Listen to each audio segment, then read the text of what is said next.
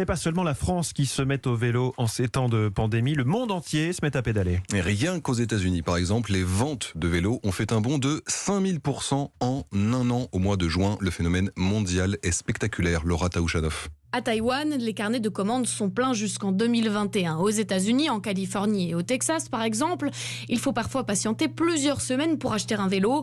Un engouement qu'on retrouve aussi dans la majorité des pays européens. Les ventes de bicyclettes continuent d'augmenter alors que les fabricants, eux, prennent du retard. Pendant le confinement, ils ont été forcés d'arrêter leur production. Résultat, en ce moment, il n'y a pas assez d'offres.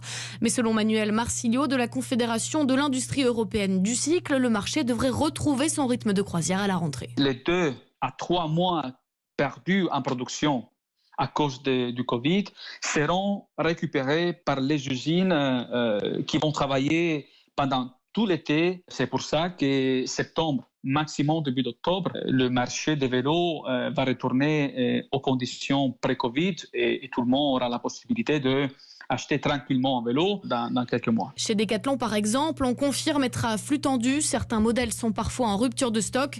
Et face à cette demande croissante, le groupe s'adapte, nous dit-on. Il teste depuis la fin du mois de mai une nouvelle offre en France, la location de vélos à Paris et à Lyon.